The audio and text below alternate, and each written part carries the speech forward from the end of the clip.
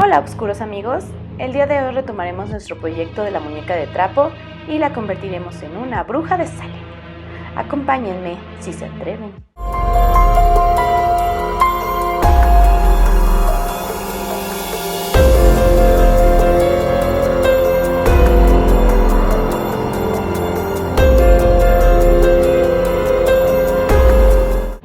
¿Recuerdan que hace unas semanas compartimos un tutorial acerca de cómo hacer una muñeca de trapo con pasos súper sencillos? El día de hoy retomaremos ese proyecto y convertiremos a nuestra muñeca base en una bruja de Salem. ¿Y por qué una bruja de Salem?, se preguntarán. Hace muchísimo tiempo que tengo ganas de hacer una bruja y por qué no comenzar con una basada en una historia de la vida real, a la que podemos agregar un poco de ficción y convertirla en nuestra propia versión. Bueno, ¿quién está de acuerdo con esta idea? Sí. Bueno, todos estamos de acuerdo. Recuerden seguirnos en nuestras redes sociales y suscribirse al canal. Y bueno, comencemos con este proyecto. Les voy a contar primero que nada de dónde viene todo este tema de las brujas de Salem. Démosle un poco de contexto a nuestra historia. Los puritanos, que son los que protagonizan esta historia, eran formados por un sector importante de la Iglesia de Inglaterra. Ellos sentían que la ruptura definitiva con la Iglesia Católica no se había terminado de producir, pues tenían buena parte de sus creencias y su liturgia. El dogma central de estos puritanos era la autoridad suprema de Dios sobre los asuntos humanos. Dios dicta todas las reglas. Basaban toda su vida y hasta toda su educación exclusivamente en la Biblia. Si no estaba escrito, no se hacía y punto.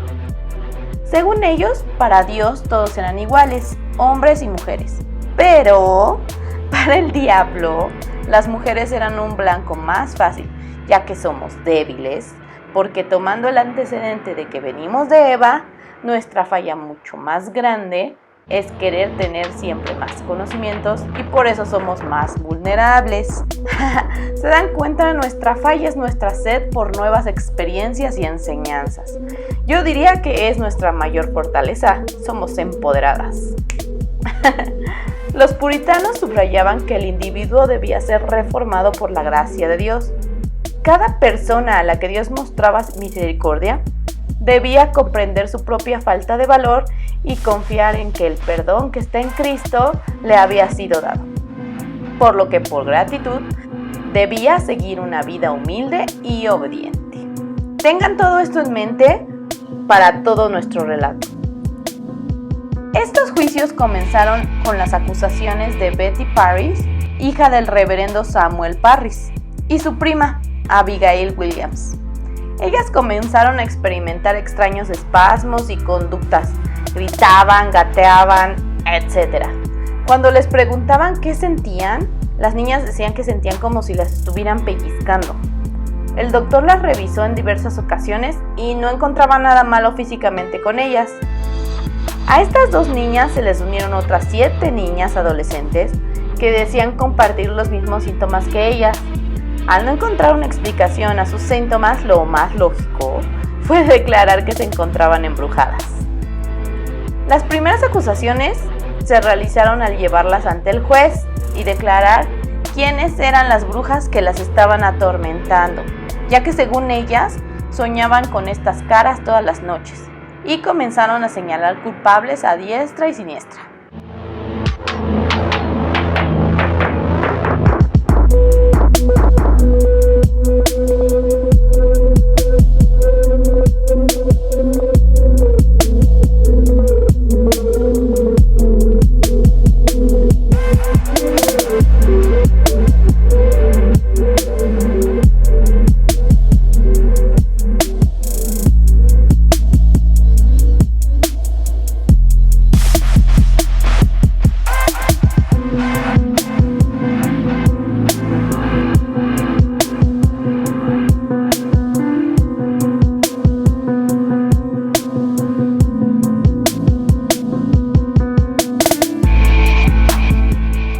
Pero esperen un momento, antes de continuar con nuestra historia de brujas, déjenme contarles una verdadera historia de terror. Cuando estaba pintando mi muñeca, La línea de los labios se fue corriendo poco a poco hasta manchar totalmente hasta la nariz. Aquí pueden ver cómo se va manchando poco a poco de negro y pues es una muñeca de trapo, no se puede corregir. ¡Vean esa mancha! ¿Qué se hace en un momento de terror como este? Primero, relájate.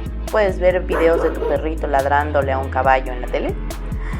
Respira profundo y piensa qué hacer.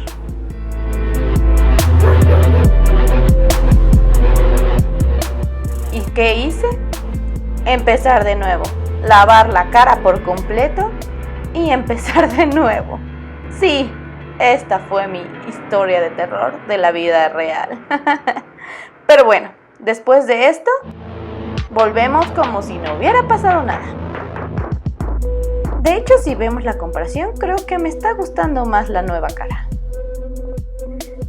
Eso es un alivio, ¿no? Pero bueno, podemos continuar con nuestra historia de brujas. Las primeras órdenes de arresto se firmaron el 29 de febrero de 1692 y 3 mujeres fueron arrestadas: Tituba, Sarah Osborne y Sarah Good. Tituba era una de las sirvientas de la casa Parris. Ella solía contarles a las niñas historias sobre hechizos y otras leyendas de su país de origen, que era Barbados. Sarah Osborne era una terrateniente que se había hecho del odio de sus vecinos, pues al morir su marido, se casó con uno de los sirvientes. ¡Escándala! Peor aún, no asistía a misa porque era la encargada de administrar sus tierras. ¿Cómo? ¿No asistía a misa por administrar sus tierras? Tierras que podrían ser administradas por los hombres de la casa, que eran 2 de sus hijos. Sí, 2 hijos varones que podían hacerlo en lugar de ella, pero no, ella se atrevió a hacerlo sola. Y Sarah Good era una pobre indigente que se encontraba embarazada al momento de su arresto. Esta acusación se atribuye a que decían que parecía bruja, con sus harapos y su cara desaliñada. Obviamente podemos ver que las primeras acusadas eran todas unas perras empoderadas. Y nos hace preguntar si esa fue la principal razón para que las acusaran. El hecho de que no encajaban en su ideal de sociedad podría haber sido una de las razones por las que estas personas fueron consideradas brujas. Las brujas eran juzgadas en base a un libro, el Malerus Maleficarum, que era técnicamente una guía de cómo saber si alguien era bruja o no, si alguien era satánico o no, o si alguien merecía ser procesado por la Santa Inquisición o no. Técnicamente no había cómo ganar en un juicio como este. Si decías que eras inocente, pero la multitud no estaba de acuerdo, automáticamente eras culpable. Si eres culpable, casi siempre todos estaban de acuerdo que sí, eras culpable. La única forma de salvarse de morir era confesarse culpable. Esto casi siempre sucedía después de varias horas de tortura. Y recuerden, estamos hablando de la tortura en los años dorados de la Santa Inquisición. Es señora tortura. Si bien Osborne, quien se encontraba demasiado enferma como para estar en el estrado, y Good proclamaron su inocencia durante todo el proceso, fue el testimonio de Tituba suficientemente escuchado como para poder condenar a las 3. Como si fuera poco, las muchachitas que acusaban a todas de ser brujas, cada vez que había un juicio se presentaban a gritar, decían ver cosas en las esquinas del juicio, hablaban por parte de los espíritus que decían lo que querían transmitir a través de ellas, imitaban los movimientos de las acusadas al unísono, en fin, todo esto obviamente era visto como obra satánica. Tituba dijo que sí había visto al diablo y que la había obligado a firmar su libro. Buscaba con su testimonio alejar la atención del tribunal de su esposo, John Indian, a quien algunos de los pobladores acusaban como uno de los que provocaban peleas entre los vecinos. Entonces, para que nadie se fijara en su esposo y lo quisieran arrestar, ella se proclamó bruja. ¿O lo era realmente? Esto fue solo el principio y pronto se fueron generando más acusaciones, ya que algunos vecinos utilizaron el pánico para vengar sus propios problemas personales.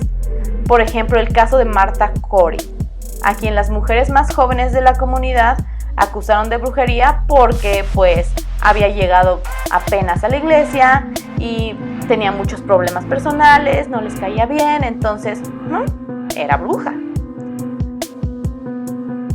Había juicios hasta porque a la gente del pueblo le parecía extraña la ropa que usaban. O sea, y murieron por estas acusaciones. Aquí en el video, si pueden ver, le puse un símbolo que sale en una película de Rob Zombie que se llama Lords of Salem. Este es el símbolo de Lords of Salem. Me pareció adecuado para una bruja de Salem.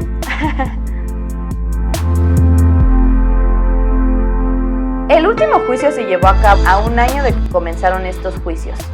Más de 150 personas fueron detenidas y encarceladas, solo con acusaciones sin pruebas contundentes. Sin embargo, no llegaron a ser formalmente procesadas por el Tribunal del Condado. Por lo menos 5 de los acusados fallecieron en prisión, y las 26 personas que fueron a juicio fueron condenadas.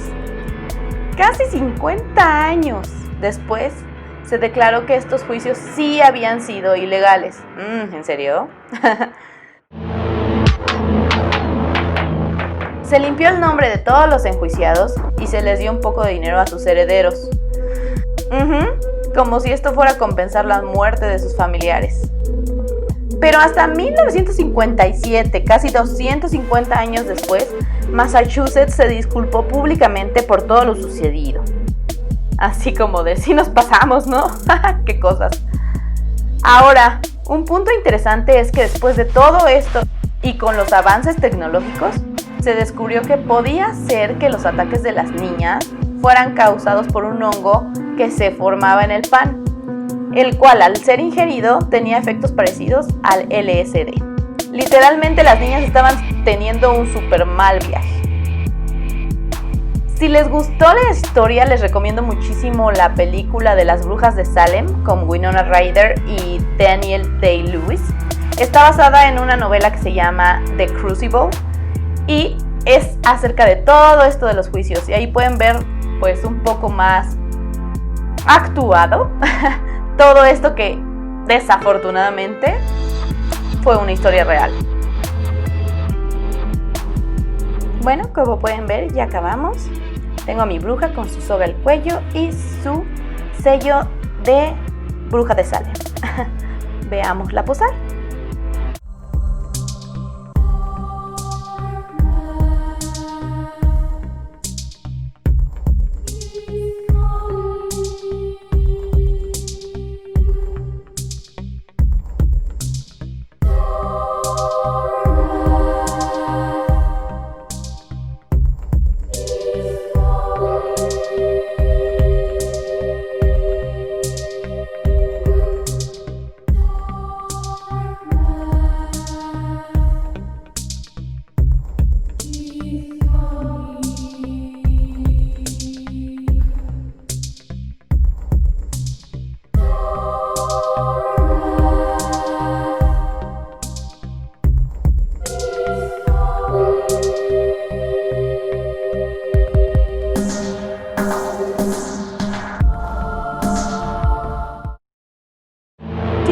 Dar cuenta, pues este fue un proyecto ambicioso porque hicimos a la muñeca de cero totalmente, pero creo que quedó bastante bien con su traje de puritana, su soga al cuello por bruja, sus botitas de bruja y su delantal con el sello de Lords of Salem. Espero que les haya gustado y más que nada me encantaría saber qué piensan de esta historia. ¿Creen que fue justo? ¿Qué hubieran hecho ustedes si hubieran sido acusadas de brujas en esa época? Me encantaría leer sus opiniones. Ayúdenme como siempre dándole me gusta al video y no olviden suscribirse a nuestro canal. Nos vemos la próxima con otro cuento oscuro que contar y las manualidades que lo representan. Bye.